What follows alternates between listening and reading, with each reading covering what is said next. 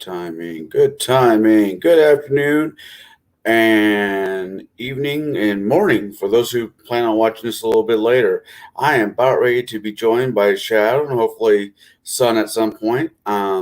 We will be reviewing The Island of Dr. Moreau, the 1896 novel, and talking about some of the movies that were made based off of it. So I want to give a warm welcome to my adopted older brother, Shadow. And let's get this ball rolling. How you doing, buddy? I'm good. Well, no, Yeah. that was better. All right. Yeah, little guy is. I just sent him the link, forwarded to him, and he'll be here momentarily. So how's your day?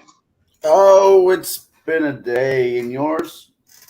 No complaints. Beautiful weather, reasonable temperature, 75, 85 degrees, something like that. But 35 difference from last week.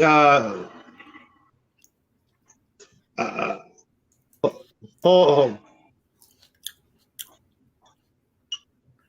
on just a second. Yep.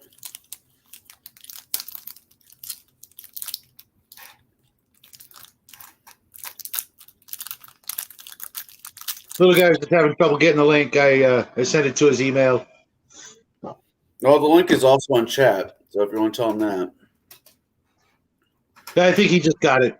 I noticed that Bruce was having a chill stream, and I wanted to join it, but we were, as you can guess, watching the movie at the very last minute.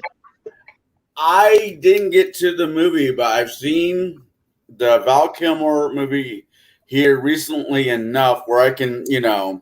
Oh, no, we skipped that nightmare. We actually found the Michael York version, which was actually enjoyable.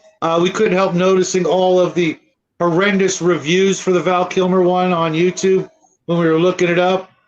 And I'll wait till the little guy gets here. We'll tell you a funny little story that we had happen to us. No, there he is. I'm not going to say the Michael York version is better or worse. I've yet to see it. But the one I remember seeing in school was the Val Kilmer one. So I just kind of went with, Uh-huh. Yeah, I mean, they both had big stars. Michael York. I forget the other guy's name. I think Burt Lancaster, maybe, or maybe something else. I don't remember. And then the Val Kilmer had Marlon Brando at the end of his career. But I saw the Val Kilmer one, and I saw the Michael York version a long time ago. And we were going through YouTube looking for a free version to watch, and we thought we found the Michael York version, but it was how we found I'll explain this because I know how this works a bit better. So have you ever been looking for a movie just for free on YouTube because you're too lazy to go downstairs and put it in the TV? No, but I understand where you're going. Yes. Well, I looked on YouTube. Well, I've done this multiple times, but we look on YouTube for the movie, and we see a playlist of 10 videos. Not 10, 12 clips. Each like 3 minutes long. Which, first of all, is not long enough to make up the entire movie. So we knew going into this, we're gonna skip it's gonna skip over some stuff. So we played it. First, it skipped the entire opening. Like the entire intro, skipped all of that.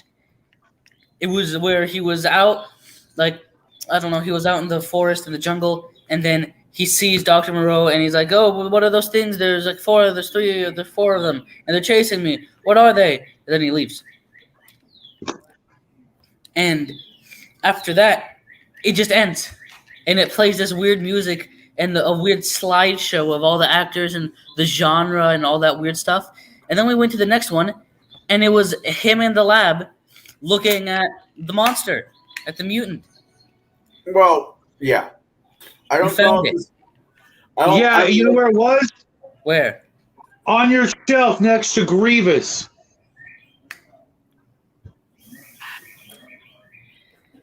Told you nobody stole it. Hey, I'm now copying all your passwords. Why though? in case you lose it again. I guess Pretty that's much. Mark said he'll be joining us in roughly about 30 minutes. So I kind of want to put the review on the back burner until he joins us because this was his recommendation to do this one. I'm Yeah. perfectly fine with that. We've all had a busy week. Anything interesting happen at school there, Jack? Not necessarily. Nothing like the shooting that happened a while back. There was another What football about game. Friday? What about Friday? That's a good topic. True, but the football game that was last week, which I think there's actually going to be another one this Friday, and if so, I'll go there. But first off, nothing much really happened other than we won, which is good. Hey, can't argue with that. Yeah, but it wasn't that like we didn't do much special. I mean, we did what we were supposed to do. Then I was asked to get some Gatorade, and then I went there and they said, "Do you have any money?" I said, "No," and then I went back and said, "Actually, no." They told me, "Where's your cooler?" I'm like, I don't know. I'll ask them. So I went all the way back across, and then they're like, "Wait." He asked where the cooler was. It's like they took it. They took the cooler, and they asked us, "Where's the cooler?" But whatever. And then we did the thing that we were supposed to do. We went over to concessions and then ate some burgers, and then we left. You know, I'm really happy that you're actually enjoying your high school, somewhat of your high school experience when it comes to the football games and all that. I had my head shoved so far up my ass at that age where I didn't want anything to do with the high school football team. I didn't want to have anything to do with anybody I went to high school with. And by that attitude, I think I might have missed out on some really cool friendships. So I'm glad that you don't have the same problem I did, and you're able to go and do stuff like that without having, like I said, having your head, like me, having your head shoved up your ass. I had better things to do than go watch a bunch of guys play football. I had better things to do than the school activity. I could be at home reading or chasing after a skirt or whatever. But I'm really happy that you are taking part in your school activities, and I hope you make some really good friends out of the deal. Well, I'm trying to do something, and oh, I completely forgot. I completely forgot. There's something I have to do today. Uh-oh. I Well, don't you know. better get it done as soon as possible. Yeah. Yeah. So I might have to leave early now that I think about it. That's all right. Leave us old folks to be old and grumpy. So what happened Friday? You forgot to mention the other thing. Oh yeah, the ceremony. Yeah. I mean, about what you would expect. Nothing too. Well, why nothing. don't you explain what it was for the people at home? Oh, it was a 9/11 memorial.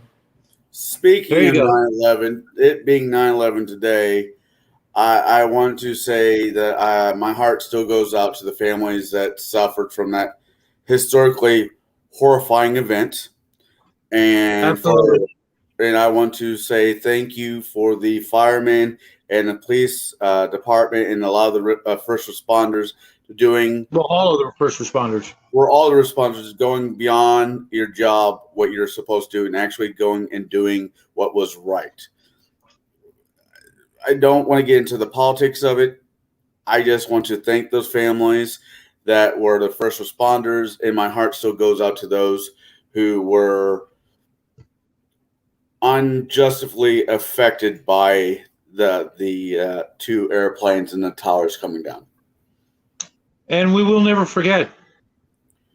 Despite what people want, we're not letting it go. At least I'm not. No. Jack, you weren't even born when 9/11 happened, were you? Born 2008. Yep. Between that and the school shootings, the country completely changed almost felt like it changed overnight. Well, the bad guys have been working overtime. these last 10, 12 years, 15 years, the bad guys have really been, like I said, working overtime. And in case they're listening, we know what you're up to. Now, I do want to say this really quick. I understand you guys don't live in the desert, but there's days like this where I wish I have a body of ocean, even anywhere near my state, where I could go spend the weekend at the beach. No, I know we were watching the movie we were talking about, and man, it was beautiful. The Virgin Islands. I like how Man, they said, "Thank you for your extreme cooperation." Yeah, they let you burn down the island.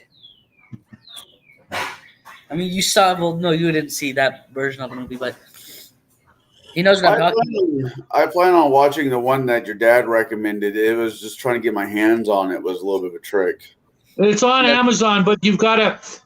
They show a bunch of stuff from the little square images, and the one that looks like it's an anime cartoon is actually the one you want to watch, where it is a picture of the girl and then the cat, like her turning into a cat person, which never happened in the movie, which was weird because I kept expecting the female lead to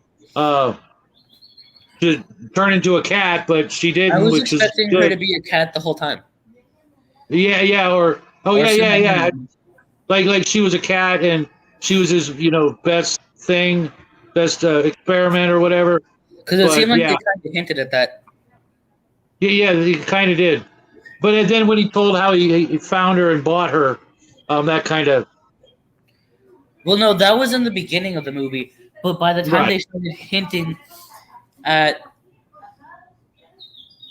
right.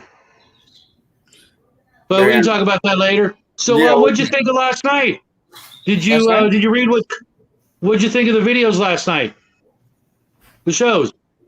me or which your one is it? son? Well, I know it. You. I mean, you were in both of them.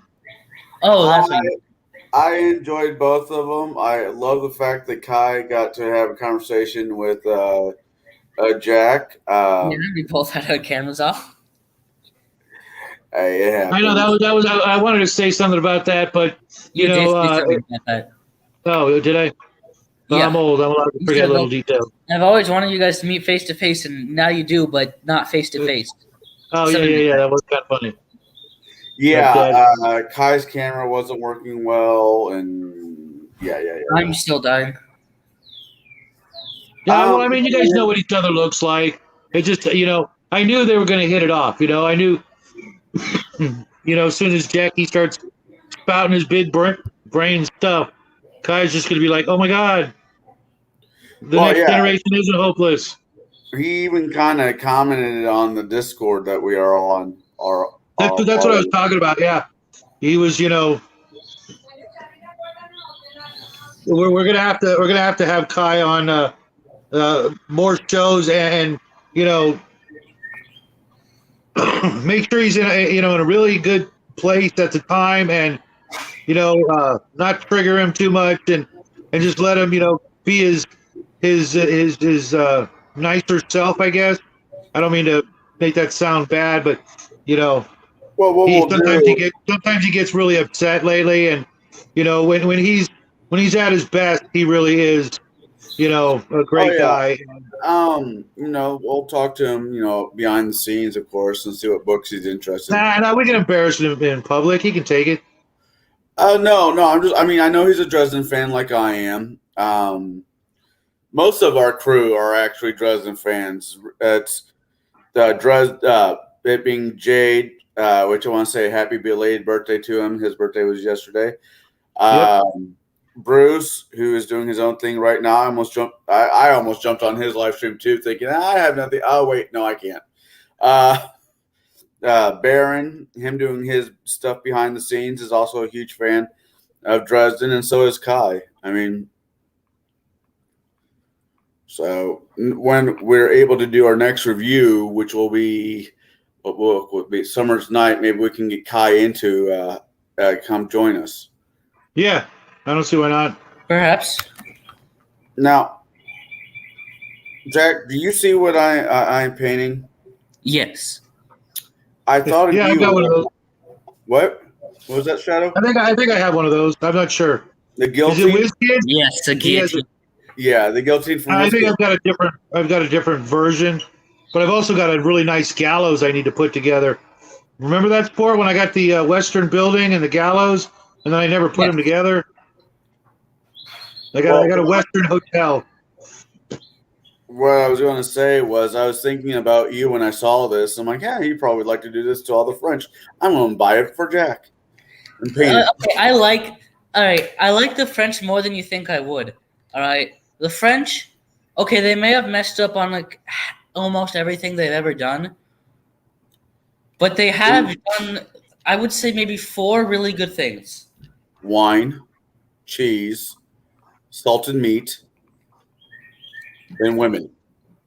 No, I'm saying I don't know about the that. Americans, Napoleon again, and what they did with Mexico. Napoleon was absolutely brilliant. His only mistake was, well, Going to Russia. going to Russia. Napoleon III was, well, less brilliant, but still good. And, well, when he installed the monarchy, or reinstalled the monarchy in Mexico, well, you all know how I feel about that. I have the flag up in my room. Oh, in the off chance if anybody's watching this who lives overseas, I am sorry for your loss of the Queen Mother. May Charles live up to her brilliancy, him at the age of 76. But, may he have a good run. Long live the king.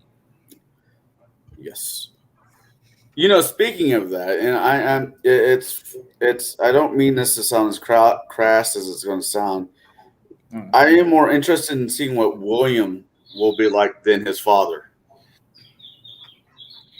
I can't say anything nice, so I'm going to keep quiet. Yeah, he's a Republican idiot, and not in the American context. Well, I have a lot of respect for his brother Henry, who served in the front lines, actual front lines,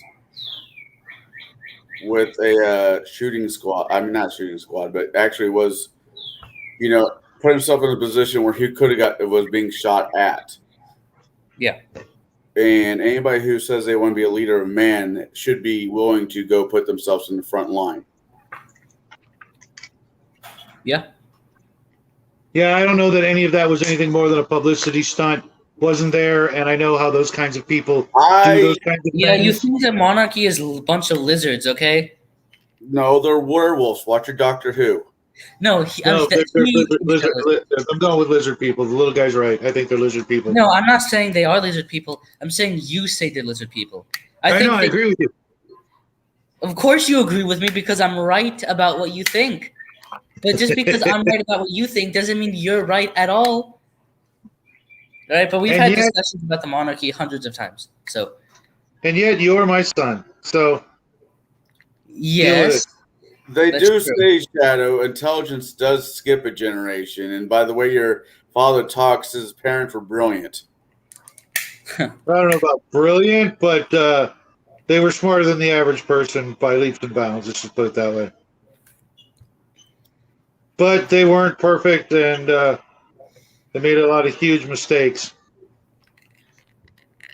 Well, don't we all? Perfect. Whoa. Sorry. I want to give an echo. Did you break it? You broke it, didn't No. you? I was just trying to follow the chat the easy way instead of risking kicking myself out. So you've been playing, Jack. You've been playing D&D with a group of friends, and other than half-handed comments, I haven't heard anything about this. Yeah, mostly because though I want to talk about it here, he wants to do a video about it, which I'm not entirely sure about. Well, we're gonna. Well, we will. But I mean, you could give us like a little sneak peek. What kind of class are you playing? I think it's for. Okay, no. Yeah, I was for a second I was thinking about a different game. I'm just kind of basic, like what I'm doing right now. We haven't gotten into it, just a human fighter, but I'm not. I haven't developed it that much yet. I mean, we've only really done two, like 4 or 6 ish hours. I gotcha. What I can tell you is that the first time, which was the only time that everybody was there, um, some weird things happened. Probably the weirdest of things. Well, maybe not. I'll just say Jared Leto Joker was involved, and I don't remember why.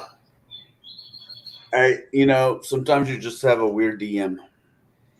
Yeah, I think it's because he doesn't have that many miniatures, so he brought a bunch, and one of them happened to be Jared Leto Joker.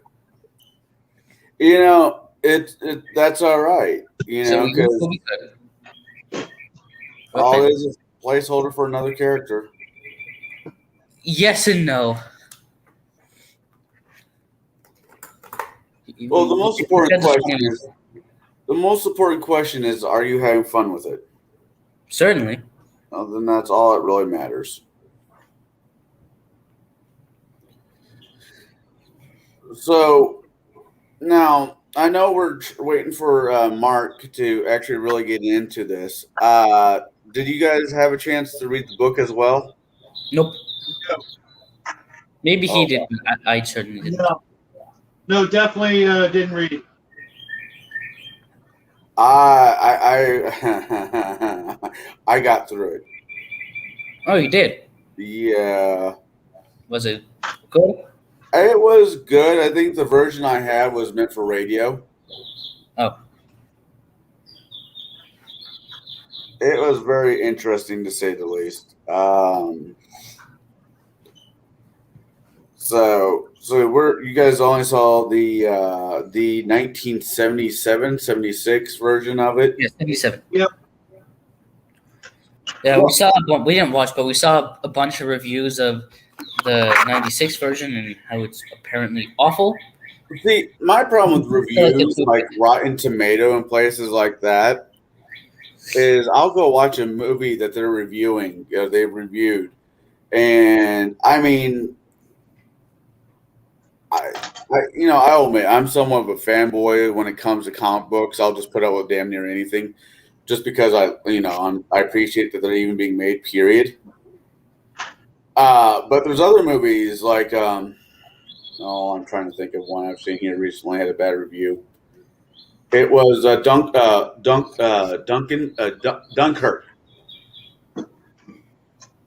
the World War II movie. Yes, I've heard. And they just gave it a horrible rating for whatever reason. And I go watch it, and I'm like, this movie is great. What the hell are you talking about? And then I'm like, okay, I'm going to watch Fury, the Brad Pitt movie, the tank one. Once again, they're like shitting all over it. And I'm like thinking to myself, this is a great movie. And I ask a bunch of other people that, what their opinion was like, it was a great movie too. So I'm just kind of wondering if a lot of those review places like Rotten Tomato and a few other are basically those like journalistic review things are very bad.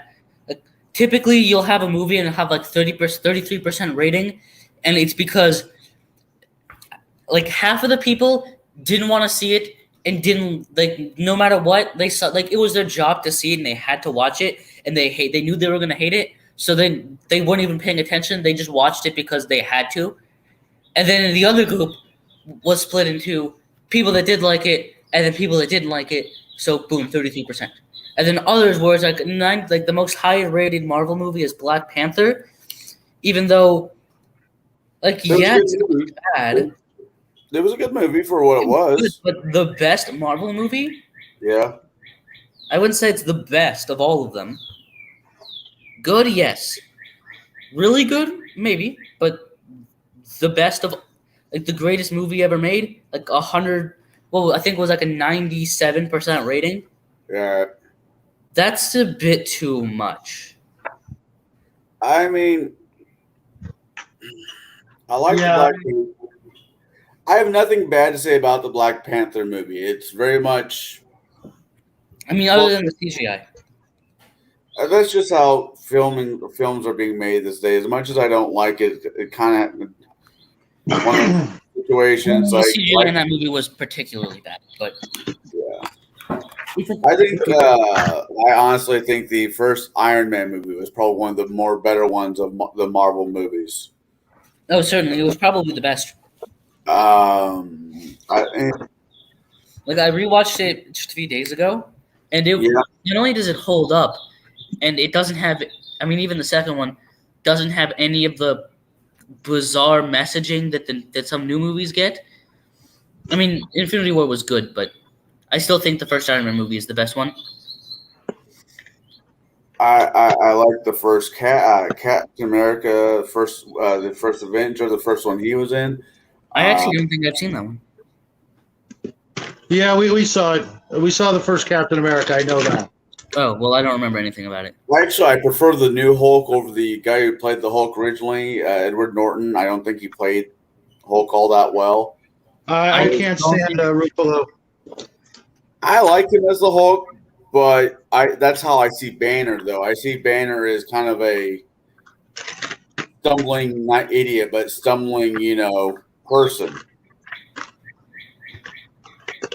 Well, yeah, I definitely agree that Ed Norton didn't really play the Bill Bixby version of Banner, but Well, Bill Bixby didn't even play Banner correctly. He was just the first guy who played Banner on TV.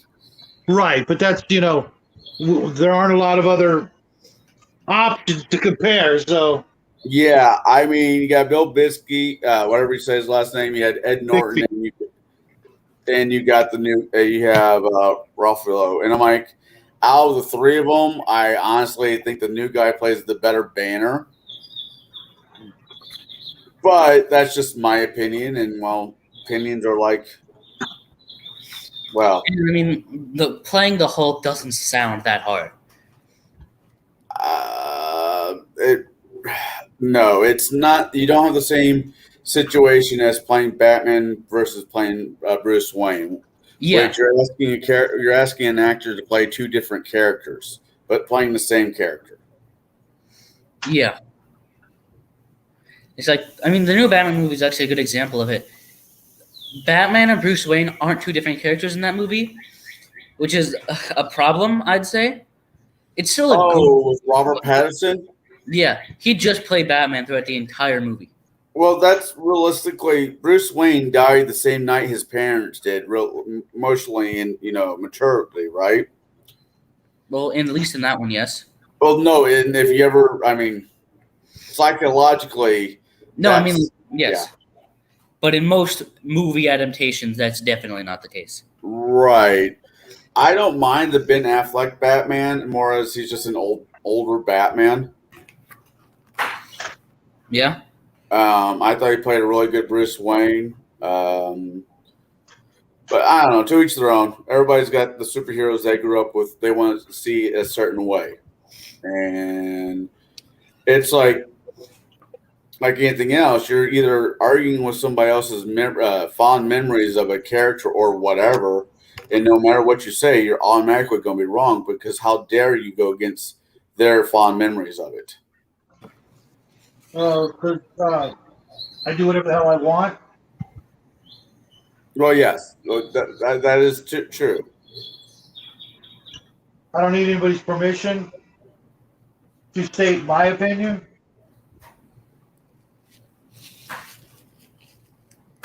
That is absolutely true. But I don't know.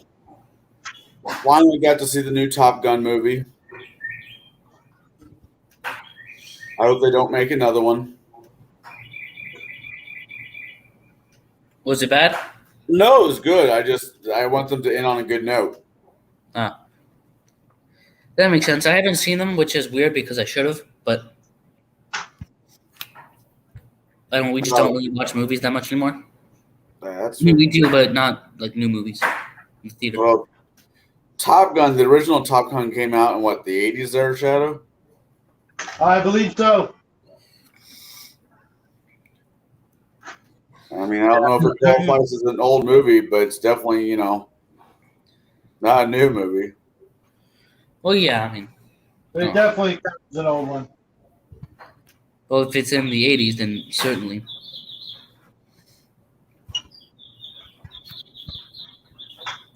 So, what are you painting over there, Shadow? Oh, nothing right. Well, I suppose I can give you a preview. Just touching up the craft from last week. We got these action figures from the Dollar Tree. And I wasn't muted, or what? You were there the entire time. Yeah. Why did you turn the camera off then? Oh, because I wasn't sitting. Because I wasn't sitting in my chair. I was doing something in the studio. But they're these little creepy crawler, mandible-looking alien monstrosities that we basically did a repaint and added some weapons and stuff like that. Cool. You get two of them for $1.25, and at Dollar Tree, and you can check out our last craft video to check them out. And since we're doing superhero stuff all month, I thought I'd start with some, sort of alien invasion monsters for the superheroes to deal with. Because most superhero content right now is just sci-fi, but on Earth in modern times. Yeah. That's one of the things I've always liked about the superhero games that are out there. That you can, it's really a lot. You have a lot more room to work with in the type of stories you want to tell. Whether you want to, go, Well, because the superhero genre is like its own specific thing. It's almost always sci-fi, but it's also always modern times, but just with higher tech. And not that the world has higher tech, but that like one person has higher tech, or certain organizations or groups of people. But there are a lot of superhero stories, movies, etc. Kick-Ass, Greatest American Hero. What was the other one that was with John Ritter? You remember that one way back in the day? Hero at Large. Yeah. Where they're not only regular people, but there's no, except for obviously Greatest American Hero, there's no high tech. It's just people going out there being heroes for the sake of being heroes. Sometimes against their will, etc. As a matter of fact, I really think little guys should see a couple of those. Kick-Ass and Hero at Large, I think, being two great examples. Greatest American Hero, while an absolutely wonderful show, it has to do with aliens and high tech or something. I don't know how you explain that suit, but yeah. You watched that when you were growing up, didn't you? I caught the reruns. Okay. When I was little, when I was growing up, there was for live action, there was the Spider-Man reruns. Mm-hmm. Of course, there was the Flash. Mm-hmm. Then you basically just fell into movies like The Shadow or Michael Keaton's Batman, Christopher Reeve's Superman, Bixie's The Incredible Hulk, Linda Carter, Wonder Woman. Yeah, I like the one, the old. I think it was a TV movie. It was The Incredible Hulk meets up with Thor and Daredevil at one point. Yeah, I saw that. I mean, those were the ones. I mean, by no means were these great special effects style movies. But did you ever see the original Captain America movie? Way back. Oh yeah, I saw that. I saw that and the Son of Captain America. That made me literally want to shoot my brains out with a see-through shield. I've never even heard of that. I've never heard of that movie. What? Son of Captain America? The Son of Captain. I think it's like the Son of Captain America. Oh yeah, it was horrible. That sounds horrendous. It was. Yeah, it really does. As much as people I don't know why. Who would Captain America have a son with? Like some person. Well, that's not the point. The point, I think, is the fact that they called it the Son of instead of, Return of the Captain America or something else. the son of harkens back to all those the son of Frankenstein type, old black and white crap movies. Not saying that black and white movies are crap, but there were a lot. It sounds like an awful idea. First off, I mean, as much as people want to bitch about, yeah. So that's an awful title. Second, it's an awful premise. Third, why do you need that? Why? What's wrong with the regular Captain America? What, he get old? I think like most things, they're just like, well, we want to put a new face on an old costume, so let's do the next generation. They did that, but I mean, I guess they did that in the new movies. I mean, the Scientist movie that Jack had us watch was better than this movie. Oh no, that sounds like a challenge. That is a. Well, the other ones that was really bad. I don't want to say it's really bad because it's one of my favorite movies. It will always be one of my favorite movies. Was the Super Mario Brothers movie? Never saw it. Neither have I. It was another craptastic movie, but it was fun. But as I was saying, as much as people want to bitch about a lot of the superhero movies now, just go back a few years before, Robert Downey Jr., back into the early 90s, late 80s superhero movies. Those were pretty damn shitty. Oh, yeah, they were. So. I mean, they tried, which I guess is kind of the point, because back then the superhero genre was not really, doing well. Yeah. I mean, quite literally. Yeah. Was it? Hey, there's Mark. Marvel was about ready to sell their entire roster to Sony for like some crazy, not crazy, but some large amount. And Sony's like, no, we just want Spider-Man. No one cares about the other. That was a dumb move. Now Marvel is trying to buy back Spider-Man, and Sony's like, fuck you, we're not selling him. This makes us money. Oh, no.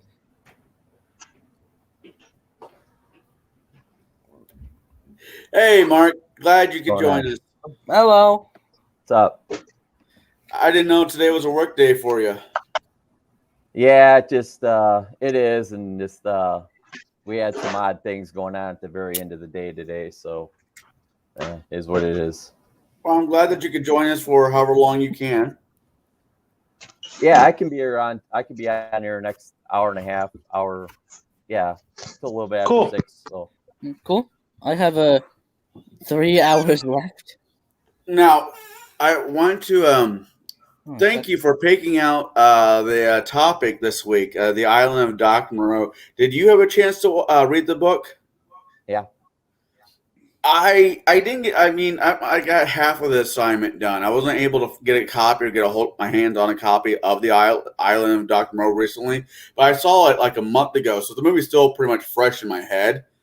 But I did read the book, and I did listen to the book, which it was done as if it was a radio play, and I spent most of the time drinking because that was the only way I can get through it. Did you enjoy the book? Yeah, very much. The book was written in 1896. Yeah, 1896 by H.G. Wells. And people want to bitch about dry books out there. Which was a shock to me. I thought it was actually written by somebody else. So that was kind of cool going, oh, another book by, H.G. Wells. I'll have to add to my collection at some point. He truly is the godfather of science fiction. When it comes to movies and novels, I mean, I don't know if the world would, the sci-fi would be the same without him. No, it wouldn't. He's one of those cornerstone people. Him, Verne, Shelley, Mary Shelley. They're like kind of like the first modern take on sci. I mean, there's other people you could argue too, but those are the big 3 for me when I think of the birth of sci-fi.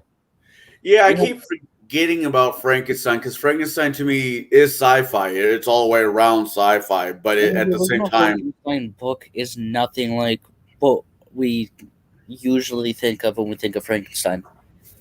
Correct. right. Kind of like Bram Stoker's Dracula.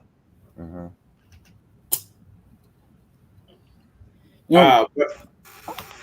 So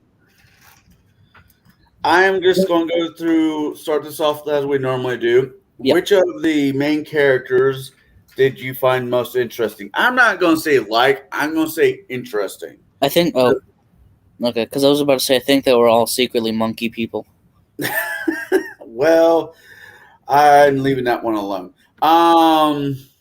So okay, let me find the main cast here. We have Dr. Moreau, we have Edwards, we have Montgomery, and then we have the Beast Folk. So very little in actual. Excuse me. Hello, What? Maria, or whatever her name was. She wasn't she Smoking hot. That's all I'm gonna say.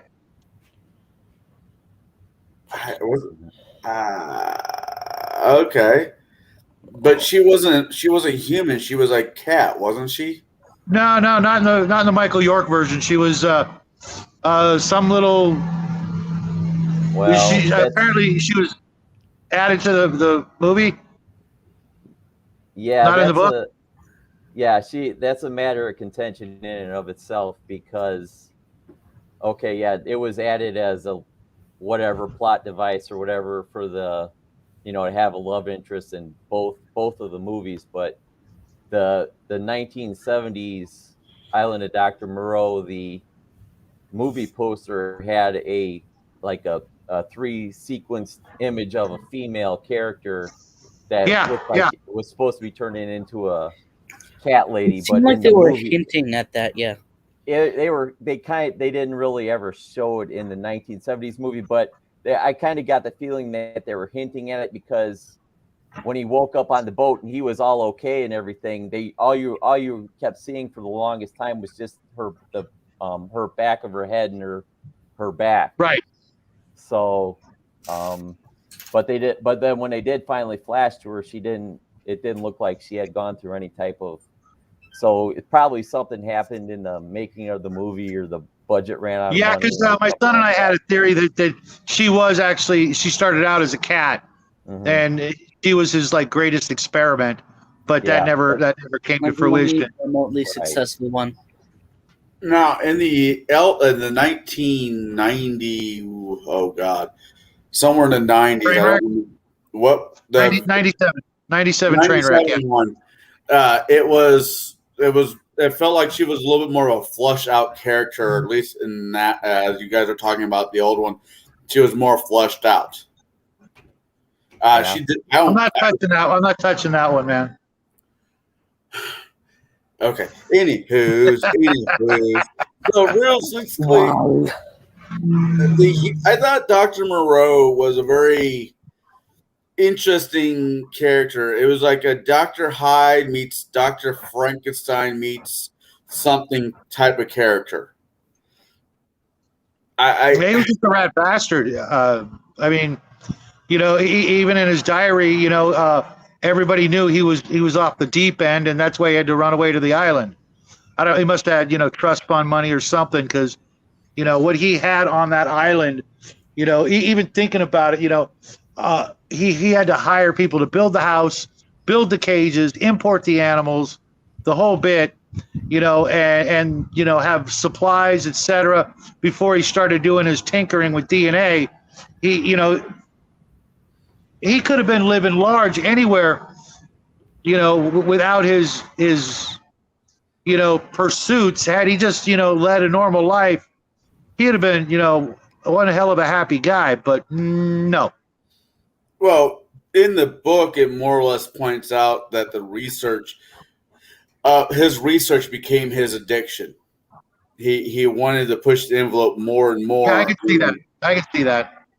And that in 1800s in England, that shit wasn't allowed. What he wanted to do was, you're fighting against the church to begin with. Then the decency laws that they had back then. And Well, to yeah, be a typically, doctor, to be a yeah. what was that, Hoss? Oh, it doesn't seem like turning animals and then mutating them into people is the best thing. I feel like most people, if they heard you were doing that, would run you out of the town. Oh yeah, oh yeah. Like I in any point in history. I also want to go back to the really quick to Dr. Moreau. He had it. I don't catch them saying anything about his financial aspects in the book, but at that point, you had to come back. You had to come from a wealthy family to be a doctor, because that Right. was money. I mean, Right, but I was paying special attention to the cages and all that. That's a lot of labor and a lot of hush money. well, this is me joking around, but I think you could, if you really wanted to, you could start off with the island of Dr. Moreau, then have a time jump, then you have the Planet of the Apes. But that's just me. What do you think of the characters? What did you think of the characters, Mark? Um, they were all interesting, and I mean they left them ambiguous, and I think on purpose. None of them you could say were heroic. They all had issues. There wasn't really a good guy in the story, and I think that was kind of the point of the story. Well, Yeah. I don't know. I think what was his name? The bodyguard mercenary guy in the movie, at least. He actually, despite having the gruff exterior, making his own, alcohol, and trying to befriend the new guy, and then standing up for the new guy when he's all chained up. I thought that, and dying for the cause, ready to kill Moreau because he knew what was going to happen. I thought that was pretty decent. What his career as a mercenary might have been pretty interesting to know a little bit more about what brought him to that point. Obviously, lots of money. Well, my theory is that the entire operation was just a massive scam. Not necessarily a scam, but that secretly every single person involved was actually just an animal that was turned into a person. At least in the movie. Well, it was the other way around. A guy, you point a gun at somebody, they tell you go get that thing, and they have a gun right next to them, and you just turn around, boom, you got shot. The guy, he didn't want to grab the gun, even though he was fighting a bunch of beast people. He knows that they took his friend, but he's like, nah, I don't want to grab the gun. And obviously, the woman is probably a cat. I mean, that's hinted at. I bet they edited that out, to be honest, or changed their mind, or blatantly, trick the female audience to want to see that, for the movie poster or what have you. Because that was just sorry about the noise, guys. Just pure shenanigans. We didn't even know that was the movie because we saw, on Amazon, we saw that little illustration, of the three images of the woman turning into a cat, and we're like, well, that can't be the right movie. But then, sure enough, it was. And back then, you go to the movie expecting to see, cat lady or whatever, and that never happens. I could imagine a lot of people were kind of disappointed at that.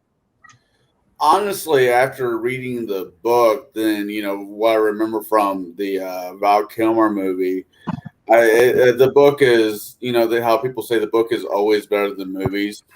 Well, as dry and as hard as this book was to get through, it's still better than both of the movies that came out with. Because Dr. Moreau, while having a conversation with Edward, laid out his complete process of how he was changing these animals into humanoids. And each one of the characters had his flawed. Montgomery in the book was a raging alcoholic. Dr. Moreau was addicted to the research, to the science. And Edward, he was kind of a flop. I mean, Edward. Yeah. That's his name. His name was Andrew. No, his in the book his name is Edward. Oh, because I'm pretty sure in the movie with Michael York, his name was Andrew. No. He had a different name in the movie. Yeah. Oh, did he? His name was Pendrick in the book. Yes, he had a completely. I think even in the Val Kilmer movie they went back to Edwards. Yep. So yeah, I think all the characters were flawed by addiction or by just weakness of character. Because they were all secretly animals. Well, yeah, I was going to say because, like, you know, in the movie we watched, he was an engineer on the ship that he was shipwrecked from. He seemed like pretty much a stand-up kind of guy, to be honest.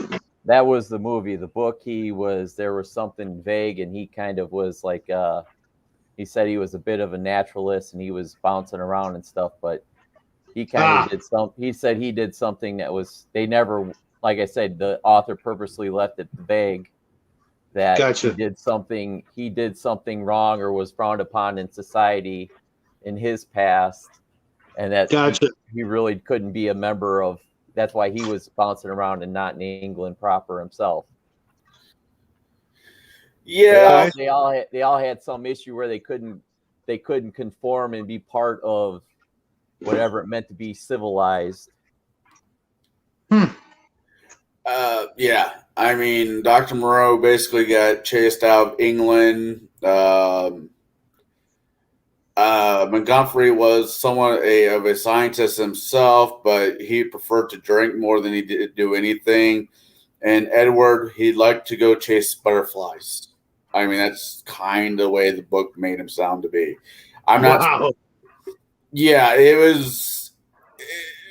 I did read the book, but it was 40 years ago, and everything I'm hearing is telling me I went the right route. Just watching the old 1977 movie, because my son and I both agreed, had a happy ending. The characters went through some crap, but lo and behold, there's a ship off in the distance.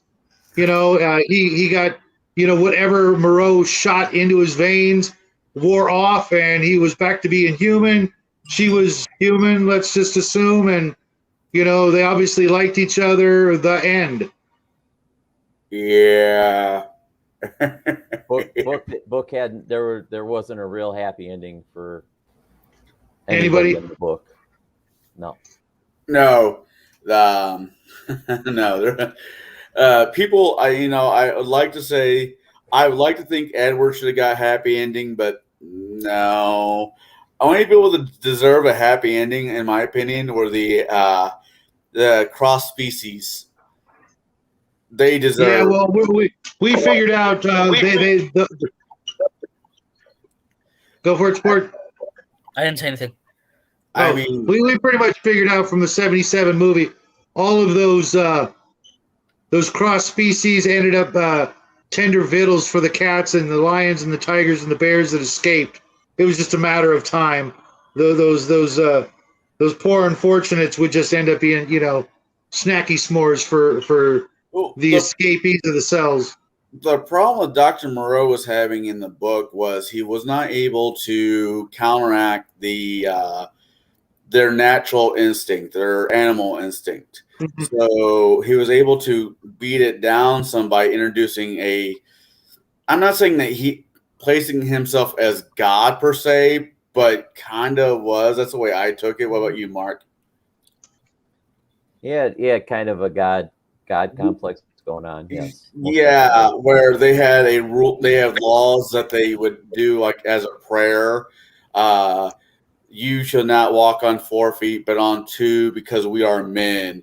You should not eat fish or meat, because we are men. But yeah. What did they eat then? That was weird. Vegetables. I didn't get that. The Dr. Moreau's theory was if he could trick them all into eating vegetables and herbs, then the bloodlust that the animals get per se would not take over, and they'd be more docile, more human-like. Where when the assistant Montgomery was the assistant Montgomery brought rabbits and taught his help how to skin and cook rabbit. It really was the beginning of the end because I mean, if you're going to force the inmates on your prison island to be no, to eat vegetables because you're afraid of their bloodlust, I wouldn't be bringing any red meat onto the island. Unless Yeah, I think he Not a was good flawed. plan. If he was really trying to go that route, he could have started with herbivores to begin with. well, I think they just wanted the factor of these like the bear man, the lion guy going around eating things, and I mean a bunch like a rhino man wouldn't eat the guy at the end, but I mean people seem to think that herbivores and typical like plant eating animals are like they just sit there and eat grass and run away. That's the opposite of what is true. oh, Sometimes In some cases, a giraffe and zebras are going to run away, and gazelle, they'll mess with each other during mating I mean, a season. lot of But yeah, they're not herbivores, very. like hippos, I mean, they kill more people than almost any other animal where they live. Sure. Yeah, but I hippos mean, have you are looked at a really hippo? Rhinos, Have you looked at a hippo? No wonder they're so, ornery. yeah. I mean, rhinos, they attack pretty much anything. They're known to attack trees.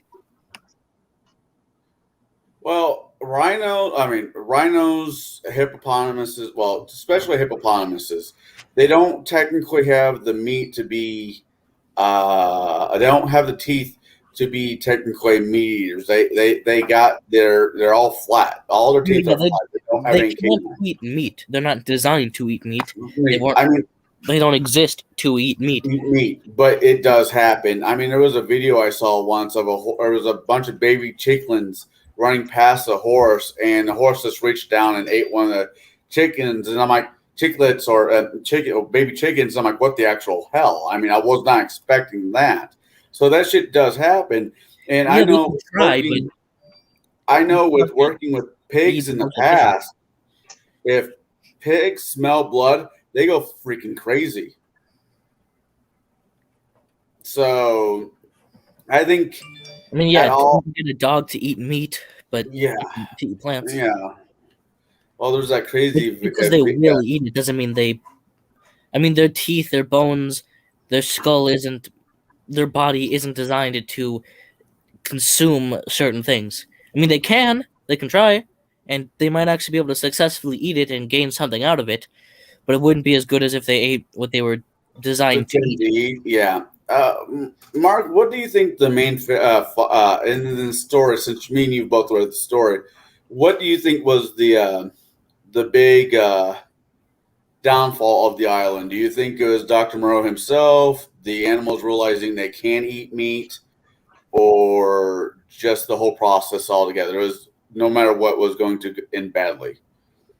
It's just a general collapse all along of just how fragile and all the inner workings of society are, and how like we're on a razor's edge of collapsing. Like it's like making a comment in our what we call civilization, what it means to be civilized, and how we just something minor could go wrong. If something goes off a little bit off the rails, the whole thing comes crashing down, and you go into a chaotic state of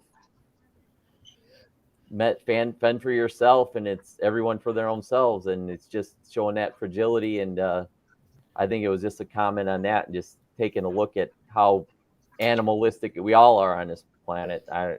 That's what I kind of took, the overall theme I took from it. 3 meals away from total collapse type of thing. Mm-hmm. What about you, Shadow? With you and Jack watching the 1977s, what point of the film did you come to mind like, oh crap, this is all going to end badly? Well, I think honestly, turning animals into people. It seems like the kind of thing that's doomed from the start. It doesn't seem like something that could ever end successfully at all. Well, see, I'm just going by the movie because the memory of the book is so, jumbled up with 40 years of other things. There was this scene where the woman goes up to the hero, and they do what men and women do behind closed doors, and it shows that scene of the doctor through the shutters, watching, knowing what went on, and suddenly now he, decides to use that guy as his next experiment. It seemed more like an act of revenge and jealousy than anything else. I mean, here he was, on this island with this beautiful woman, that being the doctor, for God knows how long, at least what he said, 11 years, and nothing happened between the two, which meant nothing was ever going to happen between the two. He should have just got over himself. He could have, imported other women, if that's what he really wanted, but he didn't. But he still considered her his property or something like that, because he did buy her for the price of a dozen eggs or something. He made that comment. And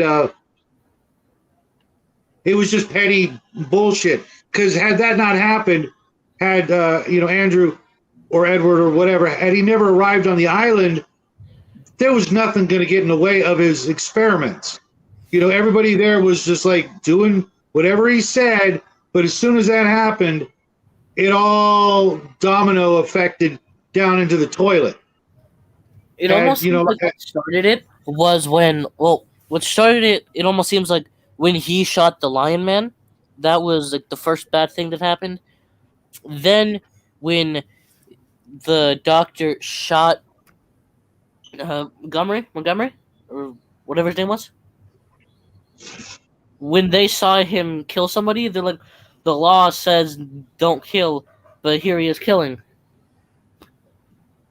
Hey, Al, welcome to the show. Yeah, I wasn't watching Bruce's show, but this is what Connell and I and my son and Mark always do on Sundays, starting at 2:00 avocado time.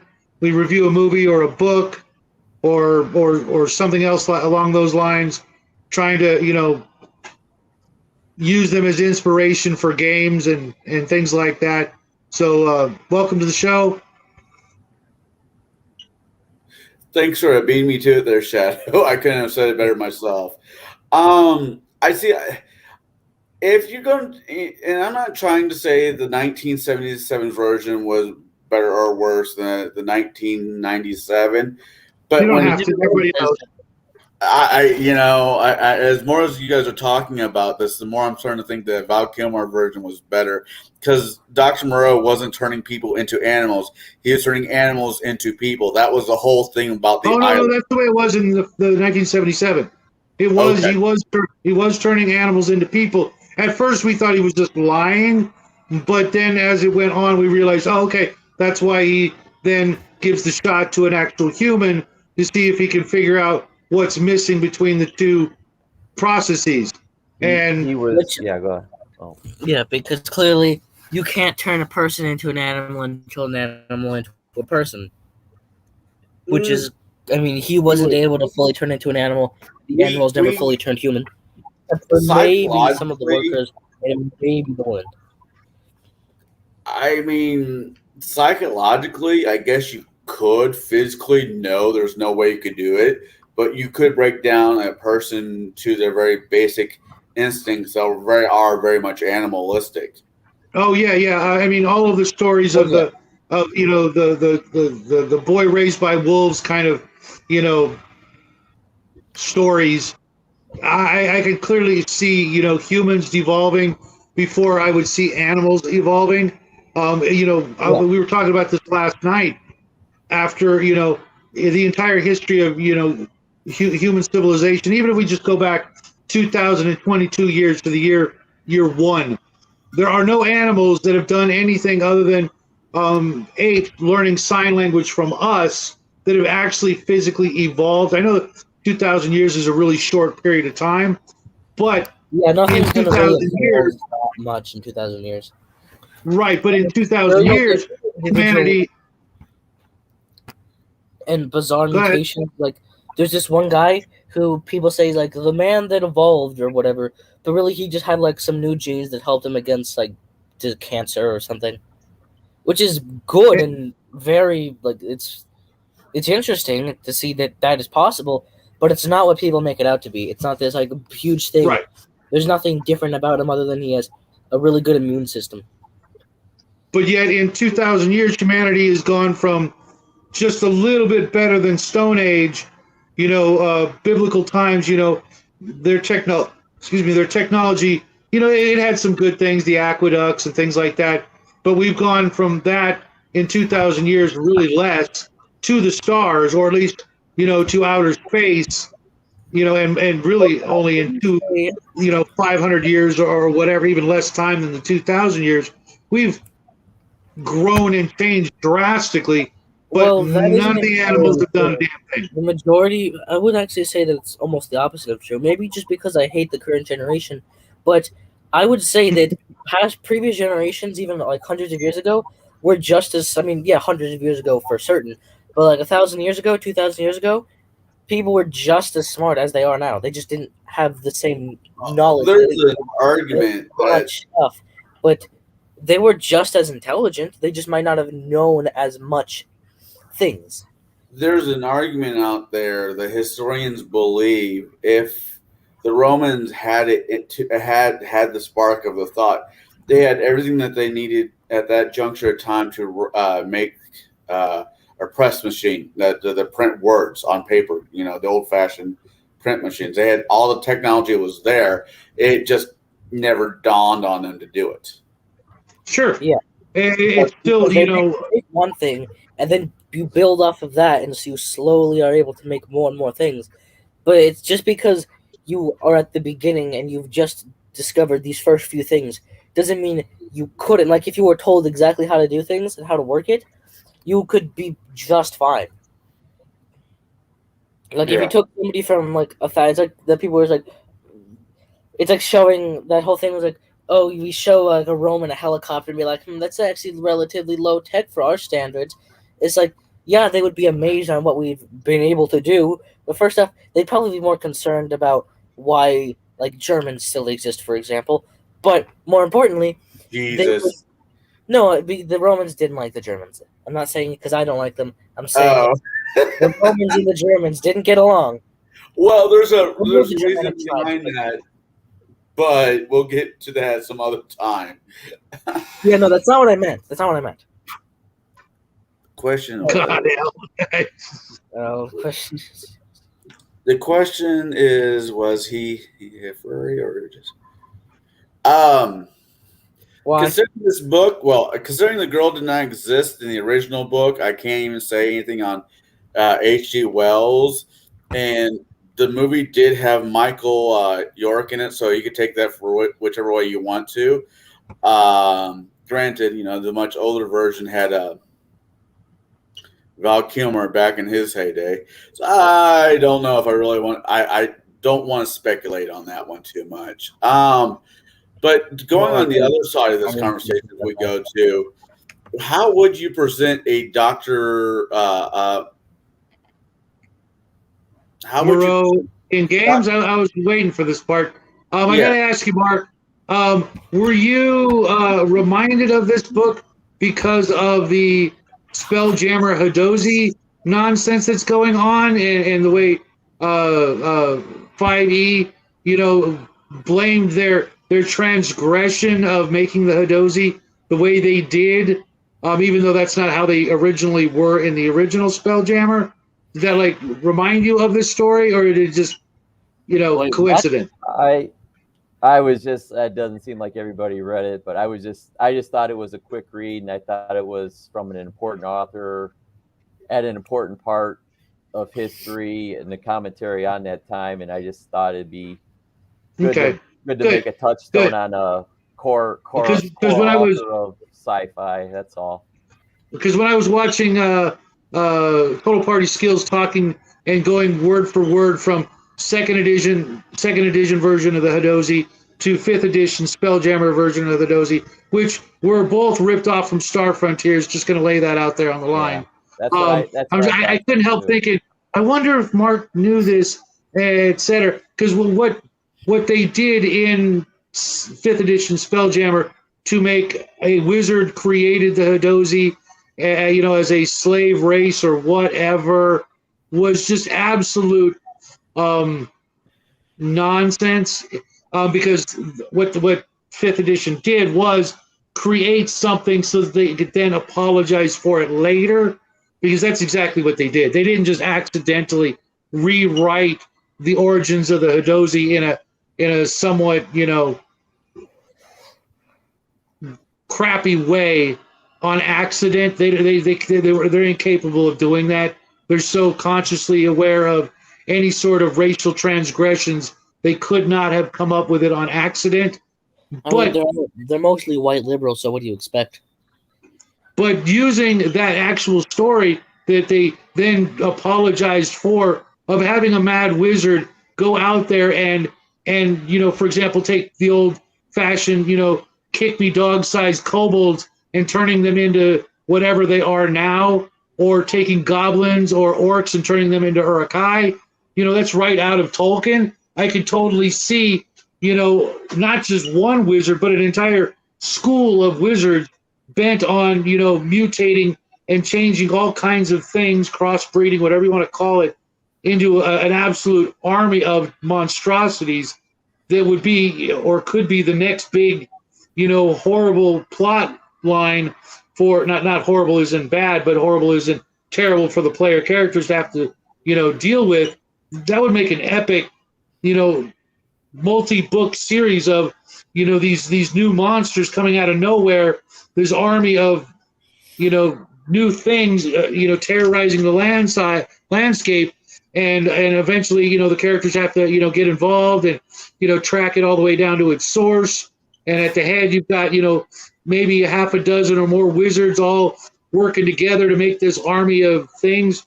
Kind of like you remember the Slave Lords Adventures from TSR, the modules A1 through A4, I think it was, where the players had to, track down the slavers all the way to the end and find the leaders of this slaver organization. It's very similar, and they could easily, do a similar thing, and stretch it out over 4 books or 4 modules or whatever.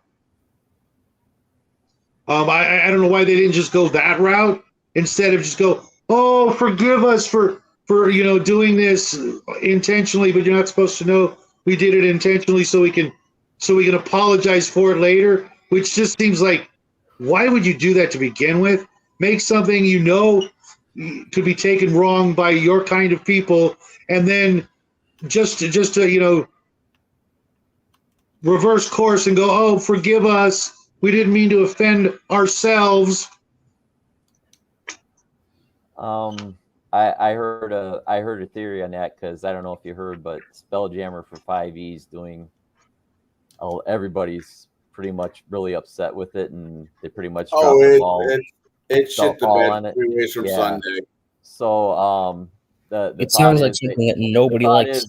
The thought is they made this announcement to kind of deflect of the bad product that they put out there. See, putting out an adventure before you put out the module is kind of just stupid to begin with, and putting out an adventure series and a new book series, knowing full well that within a year and a half you're going to cancel that edition of the game anyways.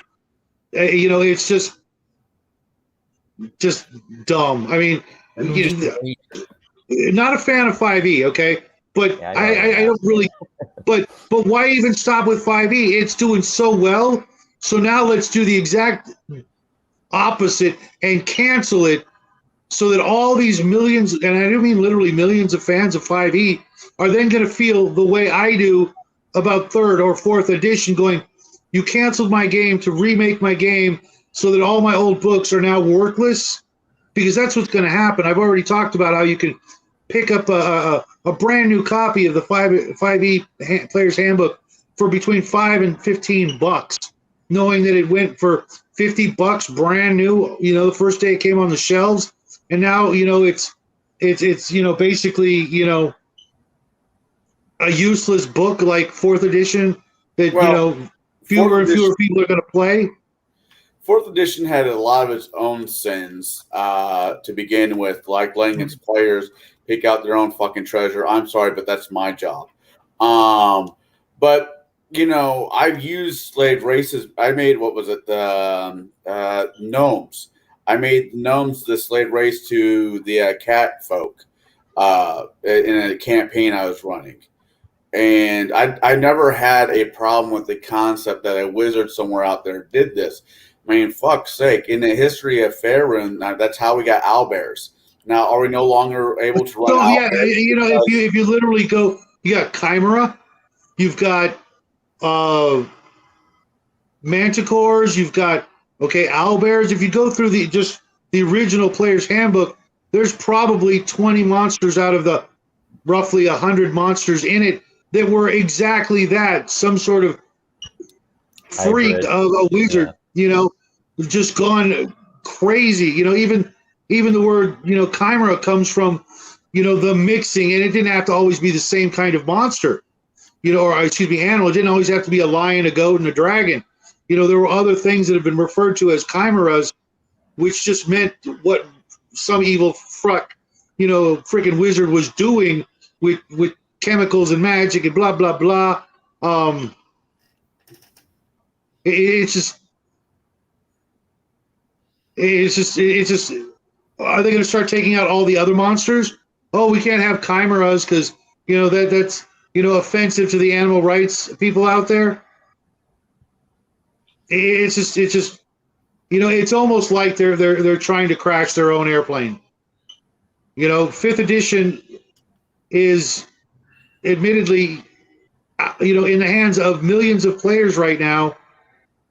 They think they're not going to make, because we were all that age, people like me, when third edition came out or second edition came out, we were like, there's nothing wrong with this game, just make more stuff for this game. Oh, no. We're going to give you second edition. It's going to have all this and all that. You're going to love it. There's going to be more books and more ways to spend your money. And we were all, most of us were pretty pissed at first until we looked at it and went, we just add it to the collection and use it and, mesh it together and take what we like and throw out what we don't. Well, now you're going to have fifth edition players who can't do that. Or maybe they can try with fifth and sixth or fifth and D&D 1 or whatever they're trying to do. But what's going to happen to all those people who go, I can't afford to buy a new player's handbook at $60. I can't afford to buy a new DMG and monster book, for, almost $200 for the 3. I'm just going to stick with my old books. They're going to be in the exact same position as lots of old OSR guys. And there's going to be a new version of OSR from 5th edition backwards now instead of from 2nd edition backwards. Are they just trying to stir shit up? Or do they really think everybody is going to go out, put their old 5th edition books on the shelf and go, cool, that was fun, let's buy the new stuff? I'm not buying it. I doubt it. I mean, I don't know. I mean, I could definitely see your argument there, but going back on the book, I think if you're to run a campaign where a group of heroes came across an island like this one, you have to have the right party. You have to have the right group of people to understand that this is not a political point of view. This is not a racial point of view. It is just, I want to run a great story. It's just a great story. You don't hear people getting up in arms about this very book. H.G. Wells' book. Nobody ever went ape shit over the fact, oh my God. Well, the book came out in the 1800s, and I could probably, from the people I know, name 10 to 7 people that's read this book, even in my generation. This was required reading at one point. Then it became no longer required reading. So this book, I mean, yes, it's a classic, and I think everybody should read through it once, as much of it as fucking dry as it was. It's going to be in the back of the library or back of the bookstore collecting dust, because it's not, it's not Narnia, it's not The Hobbit, it's not, it's not 2000 Leagues Under the Sea, it's not The Time Machine. This book is very much its own little creature. And I think it's a worthwhile story to read. I think if somebody had a party, you could definitely have a really good, turn this into a really fun campaign. And absolutely. Even if it was just, like you said, reskinning the island of Dr. Moreau, half a dozen characters crash land on this island. they're shipwrecked, missing a lot of their equipment and gear, or whatever. You could easily make this a nice 5th to 7th level adventure that, okay, well, the magic user spell book is soggy, can't do shit with it. The priest is going to be fine. He just finds himself a club, prays to God, he's good to go. The thief, maybe sneaking around in the jungle isn't going to be, fun, but he's still got the sneak skills. If they need to open up some prisoners, he'll find a way. The fighters are good to go. Just the poor magic user, you got to tell him, sorry. Your spell book is, it's all the pages are stuck together. You may be able to dry it out and get a couple of your spells back, but you're screwed. Sucked to be a magic user on the open sea, but kind of warned you before we started the game. But yeah, there's no reason why you couldn't reskin this. Hell, even sci-fi would work just fine too. That's right. The characters are tasked with investigating this planet. Something's going on, and they start seeing these new aliens all over the place that nobody's ever heard of. I think the only game this would be tough. I could even see doing it in Boot Hill, making it a Western. Weird West, yeah. I can see. So definitely, and if you think about it, how few people today, younger guys than me at least, maybe younger than you two, wouldn't even know it for what it was. Right. Exactly. I don't think many. I think you could slip this in and make a nice little adventure out of it. When I was thinking of it, I was kind of thinking of your Lang's Shadow, like maybe a shipwreck or space shipwreck or something. I don't know, island, planet, yada yada. And then there's like for whatever reason, there's an off kilter. I was thinking like maybe of an off kilter druid or something that was doing pissed off. Yeah. As a matter of fact, I'm in a game right now with DM Bloodworth, and one of the reoccurring themes is an evil druid or a couple evil druids that are trying to make were creatures out of non-humans that are supposedly immune to the disease. So yeah, blame the druids. They're right. Maybe they're just trying to help Mother Nature fight back in a new way against the eco-terrorists out there, or some other such nonsense. Right. Real quick. Hey, James L., how's it going, buddy? Hello. Hope you had fun last night. And L, great minds think alike. Anytime you try to, try to, pull something over on the fans and create a new edition just for, the cha-ching, what nobody's realized or very few people realize, it doesn't matter the game anymore. Make us new worlds. Make us new settings. Make them system agnostic so that you could play them with any game. The first company that really starts to go at that angle, saying, oh, yeah, it's compatible with any game because I'm leaving the hit points out. You know what I mean? Pick your favorite monster, put it in this little slot here. Pick your favorite, bad guy, put him in this slot. Just here's the story, for those of you who, like to run modules, things like that. You need a new game world. I've got a stack of books on different game worlds that, have, gone by the wayside because new stuff have come out. But that's all the buying public really need. If your product is solid, if your game is good, you're never going to run out of a need for new game world books or adventure modules. But no, we're just going to force feed you a new game system and then rehash the stuff from our previous game system or our previous game system, but we'll reformat it so you don't have to do the work. I personally have been running 5e. I've been running Pathfinder longer than I'm running 5e, but I know both systems fairly well enough where I could run this book in either system. 5e was made simpler for the players. That's just really what it comes down to. It's a simpler addition to learn. It just got dialed down. That's really all. I'm pretty sure it can't be simpler than BECME or first or second edition. I'm sure that you're right, but because I've seen it through second and third and fifth, etc.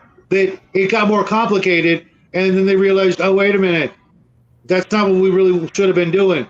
And now it's a trend back toward, OSR things. So many people I know, are fifth, but are going back to OSR because it was just better. There's a reason why, I've said this before, why the books are worth more money.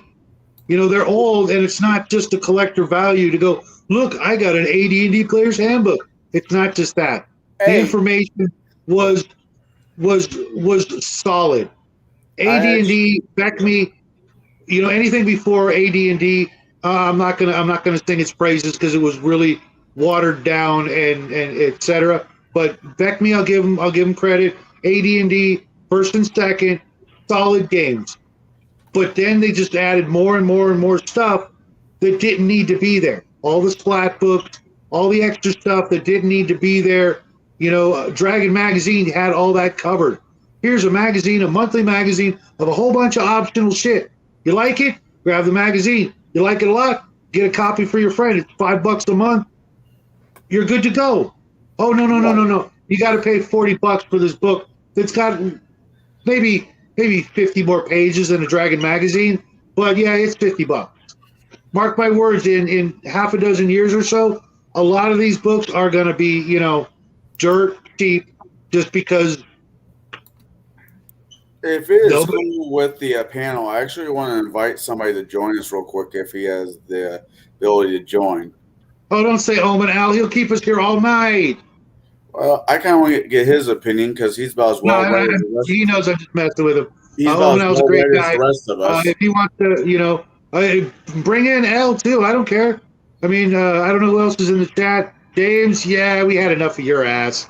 No, I mean, anybody wants to come in, I'll make Jackie come over to my chair, and you can open up 3 slots. I kind of want to stick with the book, though. That's my only main request. Since Mark was nice enough to suggest this, I want to stay with the book. I'm not going to kick too much out of the book. I haven't watched the movie that you guys have, so I can't kick the hell out of that one. You won't like it because it's got a happy ending, but it really was the. I don't like books that have happy ending, especially when they're not supposed to have a happy ending. The Island, this book was not meant to have a happy ending, and it did not have a happy ending. So if they make the movies to have a happy ending, they're doing a disservice to the readers and to the authors. Yeah, I like I said, it's been 40 years, but for a 1977 movie, it was pretty damn good. That's weird.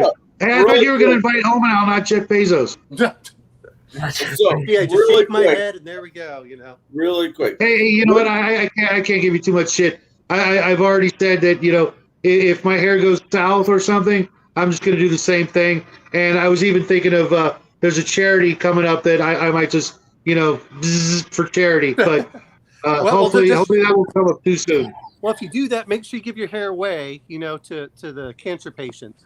That's what I was thinking. Yeah. I was going to do a twofer.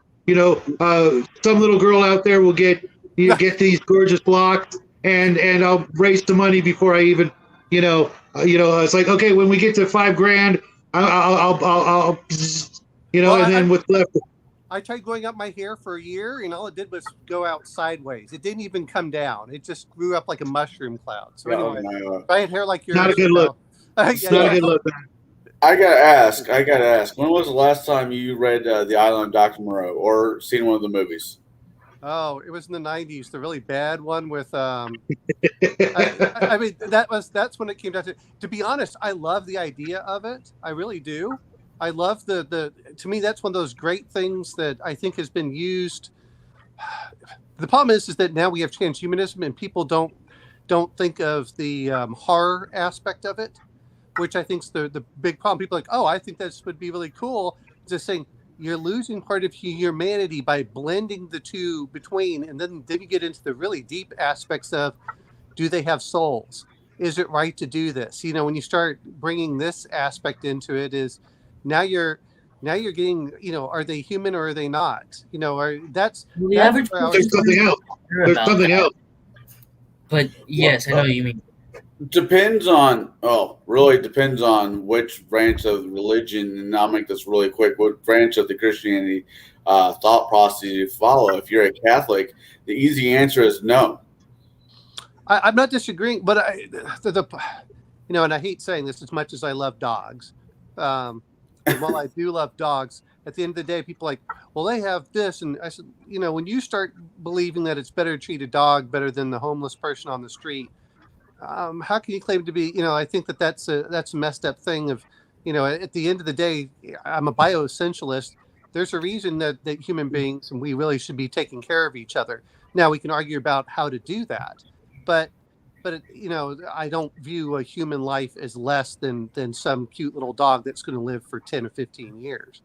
Right. Now that said and I hate saying this as much, but you come on my property and shoot my dog, I'm probably going to shoot you too because I view you as a threat to everything.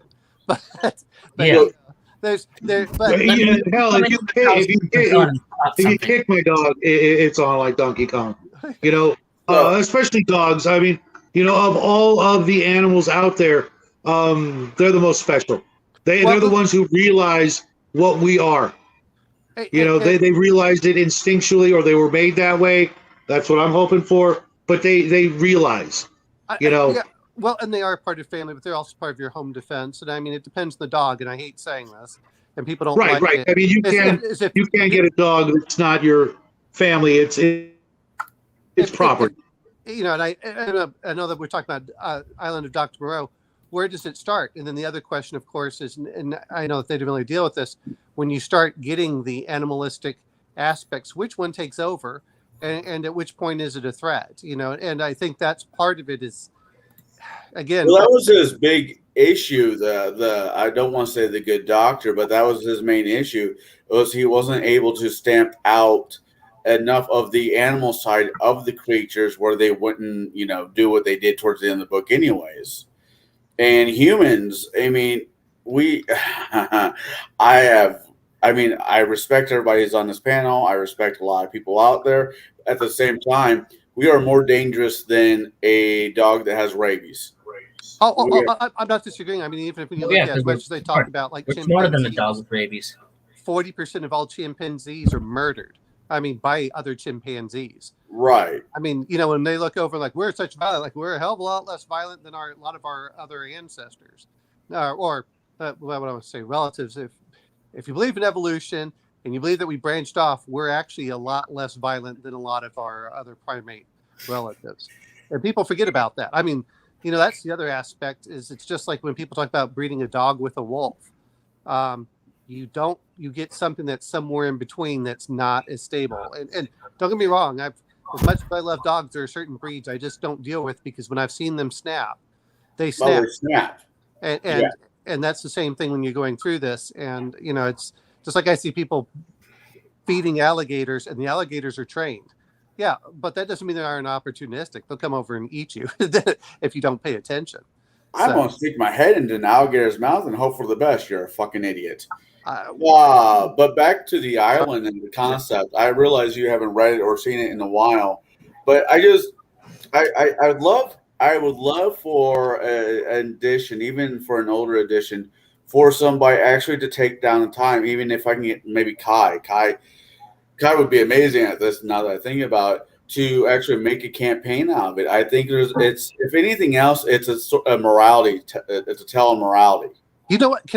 While we're talking about this, and you can get Teenage Mutant Ninja Turtles After the Bomb, which is more of the way the game goes. It's a little bit more tongue in cheek. But if you actually look at, and I know Shadow did not like it, was the Mutant Year Zero Gen Lab Alpha, where they do have the anthropomorphic animals. And the idea is that they were created in the lab. That's kind of an interesting thing. Now, for those of you who can wait a year because Free League usually has a sale for half off and you can get it then in July. But, that's kind of cool. Now, I haven't read through the whole book. I had it around here. But anyway, I like the idea of it. Right here. So, you've got your little animals there and they have, where are they going through and they're trapped and you can be different, that's one thing I kind of like about that. And to be fair, I do like the anthropomorphic animals. I just don't like how everyone has made them sexual instead of just being, I think it'd be cool to play, a lizard man. Gotcha.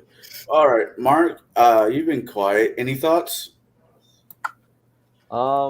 Just as far as the book, yeah, I understand the book is a dry read. It's a product of its time, and it's just even the way that they go back and the protagonist of the story is narrating they like find his papers and are reading back on his events that happened. That was I think that was a trope common in a lot of, I mean, you even see elements of that like in Frankenstein, Dracula, yada, that was just I think that was just a style of writing at the time, but I think it served its purpose. And in the book, I think it's addressing all these things are coming to the head, Darwinism's, the whole evolution ideas are clashing with the church.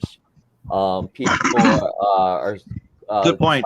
Science it's a scientific revolution that's going so rapidly that people are kind of having a hard time wrapping around their heads around it. And when is science, and science is sometimes viewed as being torture in a way. They vivisection and surgeries on living people that were on living things and living people that were awake, even, or things like that were happening. And it was just some people view that as an absolute horror.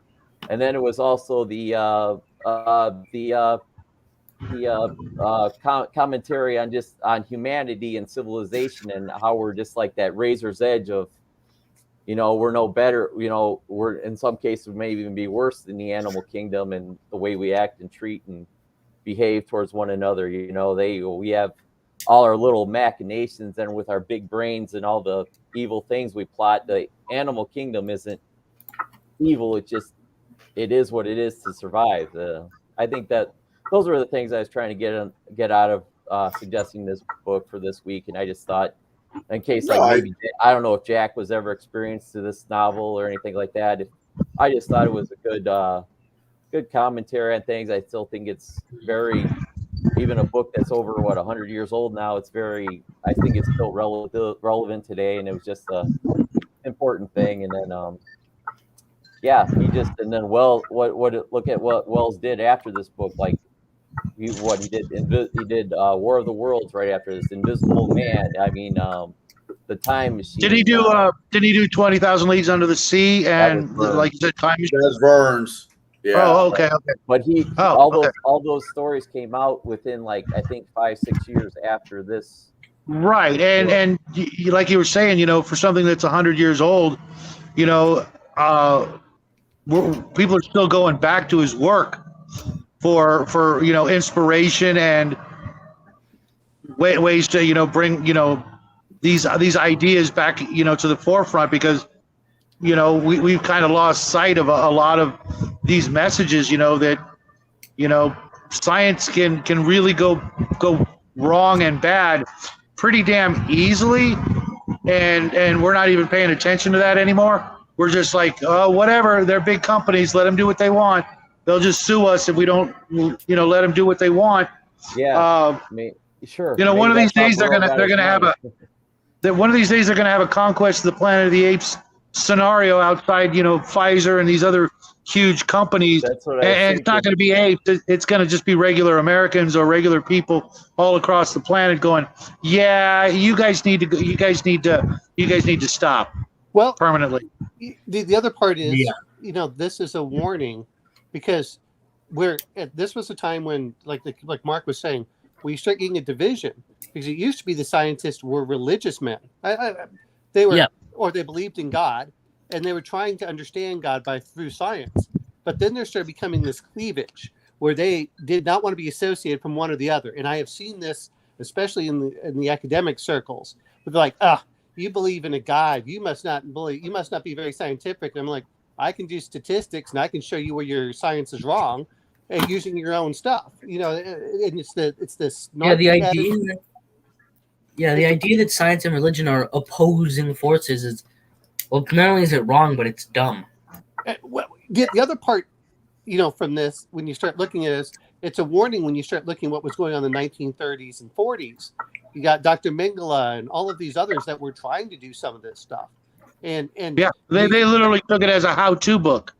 it was they had been shorn from, what I want to say is they've been shorn from their humanity, and in their scientific endeavors they had lost their soul, is the way I want to put it. And that's the thing that people forget about, is when you have a religion, whether you one way or the other, when you have a religion, you believe that your soul is sacrosanct, and you will protect it, which means you will try doing the right thing. It doesn't mean you'll always do the right thing. It doesn't mean you aren't going to fail at times. But if you don't have that moral center, then there is nothing. I mean, a perfect example is, whether people like it or not, is when you look at the labs. Let's go mix this virus with this virus and make it even more dangerous and deadly. And you're like, stop. Where is this going? And how does this benefit humanity? That's what gets me for this whole thing. Anyway, sorry. Or when you put puppies in boxes with their heads exposed to flies and things like that, the horrific things that we're actually doing to animals, to answer a really inconsequential question, it's just an animal, we can do it. Well, I mean, you can see it even, regardless of wherever you're in there, you can see it whenever you start seeing, contracts that say, well, we want fetuses of 42 weeks. You're like, hold on there. Whether you believe in abortion or not, at a certain point, you say, this is going to be murder. And the question is, where does that fall? Where does that line fall? And it seems like we're blurring it more and more to be less and less. Scientifically, there is a scientific answer, but then all these people who supposedly believe in the science ignore science and scientific results. They ignore statistics when it doesn't benefit them. That's the thing. They don't actually believe in science. They don't believe in statistics. They don't believe in reality unless it benefits them very specifically. And if it doesn't, they ignore it, say it's not real, or just say, oh, you're a conspiracy nut, you're this, you're that, even though it's entirely correct. But they don't like it because it denies them something, so they're going to ignore it. Cold hard cash. Let's not forget, it's not a us, it's a them. The people that do these things are a very small minority who just so happen to have a huge minority of the money. The average person, if they knew what was going on, would be appalled, to say the least, if they knew. Well, if everything was transparent and we could see what's going on every minute of the day, every experiment, every, project, we would not be okay with it. We would absolutely. I hate saying, science has become political, and that's my issue with it. Science is a method, and that's the problem that when you look at it. It has been science with political rhetoric. No, the problem is politics has infected science. The point of science was to remove bias. It is a method that can be disproven, and whenever people say trust the science, that is the stupidest thing you can say. Is science is a method. You follow the method, and you should get results. And trusting the science goes against what the scientific method is. Yeah. Thank you. I was just going to say that, Sport. Yeah, exactly. Well, going back, it's like they're going back to animals and science. I once used the argument, well, Schrodinger's cat dictates that this works this way. And the person I was talking to is like, what cat? Schrodinger's cat. He's like, I don't get what you're saying. And I'm like, this scientist stuck a cat in a box with a vial of poison, and supposedly it broke. But he does not know if the cat is alive or dead until he opens up said box. So in argument, the cat is both live and dead. And the only part they took from it is like, why would you do that to a cat? I'm like, that's not the point of the argument. But no, it deals with the uncertainty principle. But my friend had a funny thing. He says, by opening the box, you have killed the cat. He says, so that was his joke, is it's better not to know. And I said, okay, fine, I understand that. But that's the thing that whenever you start looking at this is, those are warnings. Let's go all the way back to Frankenstein. Oh, those are it was a warning. I mean, one is, does the creator have a responsibility? I mean, when you're a parent, you have a responsibility to make a functioning adult of your child by the time they're 18. I mean, does that mean you're going to be perfect and give them everything? No. But the same thing applies to these animals, for Dr. Moreau or Frankenstein, when they're released into the wild, you have to make them so they're functional and they're not a threat to everyone where everyone wants to burn them down. I mean, that's part of the thing that comes into it. Actually, one thing about the Dr. Moreau that slightly pissed me off, he would work on a subject until it basically comes to a point where it no longer fit what he wanted, then just chuck it out to a wild. I mean, you tortured this poor creature. You made it something it originally wasn't, and now you're giving up on it because it doesn't, click off all the squares. I'm like, what kind of asshole are you? And that's exactly what that's what I'm afraid of with science, with a lot of the scientists, is there isn't that next step. It's just because you do something, you still have a responsibility, to you have a responsibility. And I think that's part of where, people forget about is this whole thing. Well, we'll just do whatever. Well, okay, that sounds nice, but, and a lot of these people are not even, I don't want to put it, they have no parental instincts. And so they're just like, it doesn't matter. I should be able to do it. Like, well, why don't you do this? Like, no. And that's where I think that this is why I enjoy these books. To be fair, while I haven't read it, I love the idea of it. This is why I enjoy the books, because that makes you do the introspective part of what would I do in that place if I was doing which things, and how would I make things different? And then what am I responsible? So Really quick, Mark, what were you going to say?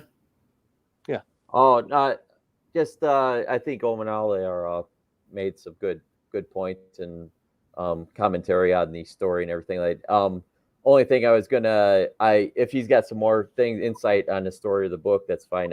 If anybody did want to talk about the '90s movie at all, I did watch that again. I watched it, but everybody seems to shit on it, so I was just going to let it go. Okay. It's I don't know if you know about the Tubi app, but they made a documentary. There's a documentary about that movie. Was supposed to be like a big deal, and it failed. But there's a documentary on it. It was just like about how that movie was sabotaged from the get-go. What movie? Val Kilmer was the Island of Dr. Moreau, the '90s version. Marlon Brando was just trouble.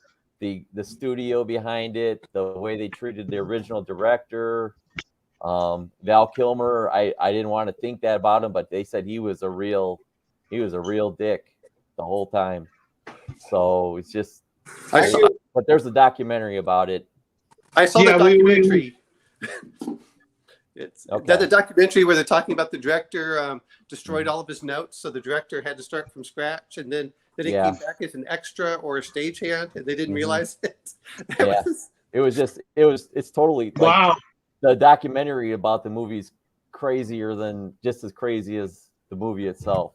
Well, I know the Super Mario Brothers movie was a shit show from beginning to end. I didn't know that movie went the same direction. I imagine if there was a documentary on every movie, they would, a lot of us would stop going to the movies when we find out the truth behind the silver screen. These people are temperamental at best. Wait a minute, listen to Apocalypse Now, where they got actual bodies from the morgue to hang up in the background. Yeah. Those are real living human bodies that they got. I mean, like, holy, well, not living, they're dead. But I know in Poltergeist, at the end of the movie where the woman is in the pool and flooding out and all the skeletons popped up, those were real skeletons. And they didn't tell the actress. Oh, geez. Oh, damn. It was they got them from India. They were cheap imports from India. They said, well, we get these. Why pay all the props guy all these money to sculpt these things? We can just import the real thing from India for cheaper. Wow. That's what that was. My son and I were actually commenting on the 77 version of the movie. We know for a fact that animals were harmed in the making of that movie. There was just some of the stuff that was going on was just like, wow, they couldn't make this movie today. They'd have to CGI or pay a lot more money for the training of the animals to protect them, etc. And not only were animals probably harmed in the making of the 77 movie, but probably some of the stuntmen were probably mauled like crazy. That was crazy. I couldn't believe that. I was like, those stuntmen, wow, those guys had some real because those animals had to get like riled up to act like that, and what to say they won't snap. And I was like, those stuntmen were some brave dudes.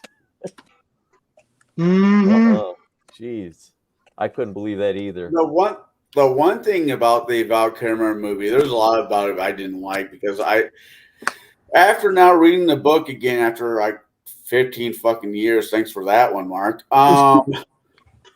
I appreciate it though. I am glad that I read it again. It was a dry fucking read.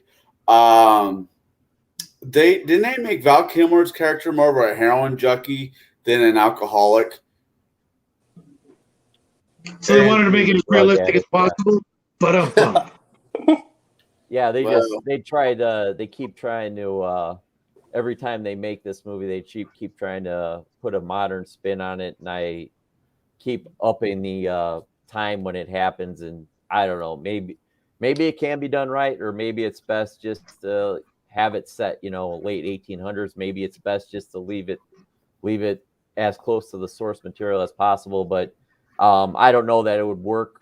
It'll work 100% great for a movie, because it is a dry read, and it's a product. Right, but I get it. I mean, as science progresses, it becomes more believable that something like this could happen, if not has already happened.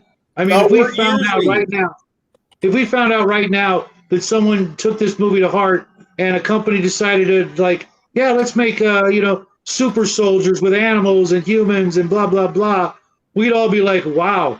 But the Nazis not really shocked. Right. I know. I mean, if the next big news story was, off in some island somewhere, this was a real thing, and these people were, being brought to trial, etc., we wouldn't be that shocked, to be honest. Especially when some of the kinds of experiments they're already doing. I'm not going to cite any examples, but we've heard stuff about things that have been done in laboratories with animals and humans, and certain countries are already known to have tried to mix DNA, etc.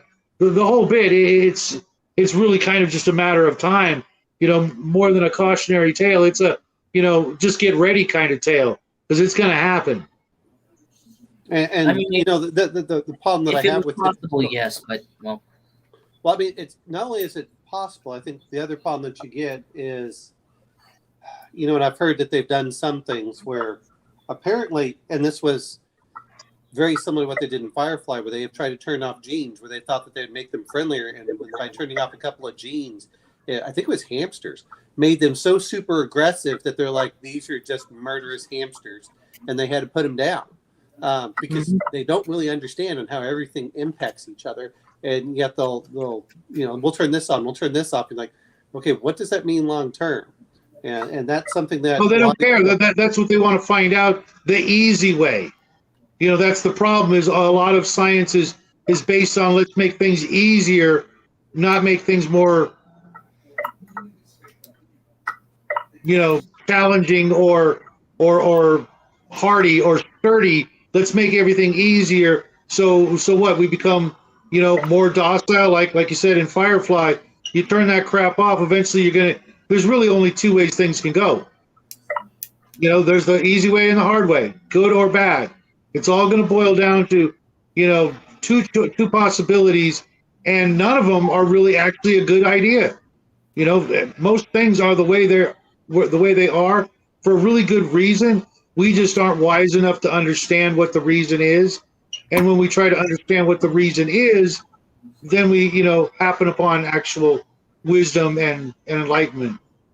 Well, there was I hate using, I actually don't actually hate using this argument piece. Jeff Goldblum in Jurassic Park, cloning, bringing dinosaurs back. Yes, it's a far stretch from the island of Dr. Moreau. Actually, it's kind of the same in the concept. And people have been trying to do it probably since before the book was written, and they probably haven't stopped. Michael Crichton's Jurassic Park. Yeah. Well, I wanted to say the character, Jeff Goldblum's character, is we have scientists out there that are standing on the shoulders of giants, not actually learning the science for themselves, but taking that 3-4 steps ahead, not understanding how the science works. I mean, with Dr. Moreau, he didn't understand. Yes, I know this is a fiction, nonfiction book. This stuff at that time had no way of happening. Even now, yeah, we are closer to that trigger, but we're still, maybe 30, 40, 100 years away. God only knows. I'm going to bring up something interesting because it's a little bit side tangent because we're talking about mixing it. Look at what they're trying to do with mammoths. And I'm not even against this per se. But the problem is that they're trying to clone mammoths and to bring them back. And because sure, why not? But the question really comes down to we have to remember a couple of things. I think the greater question, Jackie, is why. Not why not, but why. No, I said sure, why not? But like, what's the point? But that was the real thing. It's one thing bringing back dinosaurs, but then you have the other part from a little different aspect is like, okay, what do you get in between? Now, I'm not saying that you don't get hybrids. It's just like whenever you get ligers or tigons and other stuff in there. Do you get a super hybrid vigor or other stuff? Now, this is one thing I did like about the 1990s version versus what I heard from the previous one, where they were doing the surgery and stuff. Was the 1990s version went over into the DNA aspect, which I was like, okay, that makes a little bit more sense of saying, okay, how can we combine these two? But right, yeah. Other than in the book where he was just literally sewing and I can't say the word vivisection. Vivisection. Yeah. And I'm like, that doesn't work. I mean, I like to think I'm a fairly intelligent man, but that, the science wasn't there during the definitely during the 1800s. And in some ways, Wells was ahead of his time. Clearly. Well, you were getting that point where they were talking about transplants. And of course, they didn't realize all the rejection. But I remember, I'm sure that Shadow does too, in the, 1980 or the early 80s, where they were putting a pig heart in a guy's chest. Yep. And the question again comes down to, and that's where we really get into this interesting aspect of what's more and what isn't. Do we create these pig, hybrid clones, which I guess they also got into the island or whatever it was for it was a bad movie, but it was anyway. Who was that? I can't remember the guy that also did Pearl Harbor. Anyway, that director. Well, hey, let's go farm these clones out, and people think they're just growing them in a lab instead they're growing full human beings. Oh, the island, yeah, with the guy who played Obi-Wan Kenobi. Yeah, and Scarlett Johansson. Gosh, she was hot in the movie. Anyways, yeah, no. Actually, I hate to cut this short, guys. I want to kind of keep this underneath 2 hours. If it is okay with the normal panel, that including you, Mark, because you've been joining us the last couple of weeks, we could retouch this, do a double on this topic, because I think there's still more out there we could talk about. Because I putting this into games and the morality of it, I think is definitely still worth talking about just a tad bit more. But I want the rest of the panel to think about it and give me a yeah or nay. For those who are watching this, I don't know what next week's topic will be. If we're going to continue talking about this, I'll let you guys know. Yeah. If not, I will let you guys know throughout the week. And Omen out, if we do end up talking about this again next Sunday, you are more than welcome, as far as I'm concerned, to join us to continue the conversation. If we're going to do this, because this will dovetail, like I said, just do transhumanism for next week, because that's where we're going into with this whole thing. Is there a movie or book that we could study up on to continue the discussion, but using another movie or book as a I mean, you kind of want. I kind of want to say Frankenstein, but I kind of want to leave that until later into October. Yeah. Absolutely. Well, what about Well, see, transhumanism covers a lot of stuff. Transhumanism, like we talked about the island. Yeah. But you can also get transhumanism. Robocop. Hey, I'm not opposed to the Robocop. What about you guys? Well, I'm not opposed to just a general discussion on transhumanism. What about, where are you standing on this, Mark? That's good to me. If you want to springboard off this and do some kind of thing that relates tangentially, or if you just want to let this go and do something completely different, that's fine. I just made this suggestion because I thought, I don't know, I thought he was Oh, like no, cornerstone it was, sci-fi author. That's all. no, it was a good conversation. I'm enjoying You're this welcome. immensely. I think conversations like this should continue to happen. I think these are really good, intelligent conversations. As much as I like to joke around about big blue penises from The Watchmen, I like to have one at least serious conversation every so often. Robocop on Robot, Blade Runner. Blade Runner. I do Blade Runner any day of the week. Hey, if you're going to do Blade Runner, make sure that you include Black Lotus. Not all of us have access to Netflix. No, it's HBO Max if you have that. But I have it, but I don't know if the rest of the party we does. don't have or Cartoon Network if any of you have that. So don't have that either. Let's do the 1980s, 1980 something RoboCop. I think that'd be fun. Yay or nays? Rather do Blade Runner, but little Blade guy. Runner, we can do Blade Runner. I'm happy with Blade Runner as well. I'm not sure, and I hate saying this. It's been years since I've seen them. I'm not sure I can sit through all the movies, and I'm not sure Shadow can either. I'm just doing the first one, not the three, just the first one. Are we just doing the movie, or are we doing the book? Because is there a book? It's called. There is. It's quite. Yeah, a bit it was called. It's a lot different, and was it Phil Jose Farmer wrote it? No, let's just do as of right now, because getting a hold of Dr. Moreau was a little bit of a trick. Let's just do the movie, and after we do the movie, I'm not saying that we can't review the book. Just gives me a little bit more time to try to get my hands on it. It's called. Yeah, it's not called Android's Dream of Electric Sheep. Yeah, it's not called Blade Runner. And I might actually have a copy of that, but there's also a chance I don't have that anymore. Man, good luck finding the book. If you actually want a copy of it, finding it'll be on Audible. It'll be either through YouTube or somewhere else, but it'll definitely be through. It'll be in Audible. Yeah, they've got it for $14 on Amazon. So if we can all agree on Blade Runner, let's at least just do the movie, and we'll talk about. Okay, which one has the good ending? Because I'm pretty sure it's not the director's cut.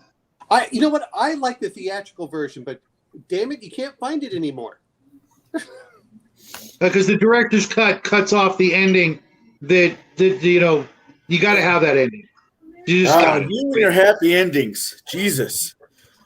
Hey man, it's because it's such a big conspiracy, and that the only time you can actually accept a work of fiction is if it doesn't involve his crazy conspiracies, how the world's going to end in just a few years. Well, Jack, he's just trying to train you to make sure you're ready for it. After that, just remember this much: carry lots of guns, and preferably don't wear leather that with lots of collars and spikes that only show off your that only cover your nether regions. You don't want to go that way. I wouldn't. I really. I mean, going that way, I'm wondering if we should watch Mad Max. Son of a bitch. Just walk away. I love Mad Max, but yeah, I mean, if you're really going to make sure you watch the second one, because I find that one hilarious and the way they all dress. I don't Isn't think Mad Max 1984 in the same universe, the same world? Which one? If we do Mad Max, we have to get James L on here because at least then we can pick an Australian. But anyways, we'll do Blade Runner. Okay. We'll just do the movie if that is cool with everybody. Then later on, I have no bones about doing a book review on that. Yes, Blade Runner. So we gotta probably come to a consensus on director's cut versus theatrical. I'm not sure which one's easier to find. You know what? I mean, there's. I think there's even more cuts than that. I had like the extended version, and then they had the director's cut, and they had the extended version of the director's cut. You're like, stop. Yeah, I know the director's cut doesn't have the No, it last doesn't. 1 minute that was necessary for it to be a worthwhile view. If you see the end and you actually prefer it to end another way, that's fine. But not having it, then you never know, is my point. Yeah, you don't have anything to compare it to, especially for the little guy who's never seen it and has no idea what we're talking about. If he watches it and goes, yeah, I don't need the last 60 seconds. It's cool. I didn't need that. Then I can deal with that. But seeing it, Oh no, I have just, watched reviews of the movie. it just, for me, it just, it just, to me, it's a, what kind of person are you? Are you the kind of person that doesn't want that at the end? And if so, why? Versus, dealing with what was there, going, yeah, okay, cool. I can, there's no questions left in my head type of thing. So, because so if you, Shadow, do you hate the way Night of the Living Dead ended then, Shadow? which one? The original, You mean the black and white? Yeah. Oh, the black and white. Sorry. Yeah, I have no problem with that. It's a different kind of movie. Okay. Same with the zombie movie where they're in the mall. Same thing. All those movies, Dawn of the Dead. you kind of expect that. You know what I mean? Okay. You expect that from the Have you get seen go. The Mist? What's for? Have you seen The Mist? Yeah. No, I I've don't never- know. No, we're not talking Oh, about the fucking Mist because that movie Like- pissed me off. Yeah, It depends on really it depends on the movie, but I think Shadow likes there to be some type of glimmer of hope that things Yeah, could go, instead of just go for the better. let's just sometimes. go. Yeah, I've never had to Tell you take what. med to Tell you what, to make avoid everybody's depression. life I'd like to keep easier- it that way. To make everybody's life easier, watch whatever version you can get your hands on. And if there's any weird crossovers where it doesn't line up, if you get the sad ending, the happy ending, or the circle around, well, I'll let you finish the rest of that statement ending. Then we'll just talk about it. Other than that, I want to thank everybody who showed up today in chat to watch us talk about a book that's over 100 years old. I want to thank Mark for suggesting this book. I want to thank Owen Al for joining us last minute. Of course, on these Sundays, if it's a topic that you know about or want to talk about, for me, you're always welcome. I mean, I have like 3 other guys, well, 2 guys and a boy I have to, talk to, 2.5 men, talk to about. But as far as I'm concerned, you're always welcome. And if the chat if the chat has any books that they want us to, or movies to review, please let us know, because eventually me and Chad was like going to say what's left. Yeah, right. It can happen. Yeah, you can dream on. If I've got that many years left in me, that's amazing. Well, when it becomes a me and Jack, when it comes to Connell and Jack show and Mark, or whatever variation it turns out to be, hell, Mark might get tired of us and say, "Screw y'all, I'm taking off." So I'm looking at this. Is HBO Max has Blade Runner, the final cut. Yeah. Somewhere down here, I have the director's cut, which is different than the final cut. Okay. And then I wish that I could see the original theatrical, because I liked the theatrical version because you saw it go into so many other role playing games, especially with stupid stuff. So I'm going to just stick with my original statement. Which Watch version? whatever version you guys can get your hands on, and we'll talk Like today. about it next week. Like today. Like I said, thanks to everybody. I'm just going through my checklist of things you have to be polite about. Go check out Shadow and Son. I'm sure they have more cast videos coming out this month. It's superhero month with them, so at some point on a Sunday show we will be talking about superhero movie. What are those? That's what we're painting tonight on our video. It's a giant troll and a hill giant miniature. We'll be painting these tonight. What from Archon? They're 25 millimeter, but they're actually model kits from Archon Studios, and they're just stunning. The detail is the detail is absolutely amazing. Aren't they Sorry 30 about that, Connell. I'll shut up so you can get off. All right. But I want to still say a special thanks for Mark and for Omen, Mr. Al for joining us today. And we'll see you all next Sunday. Remember, fill out your character sheet in the dark and roll your dice with ice. Whatever. I don't care anymore. Goodbye. Wait, what? You heard me. Wait a minute. I just realized.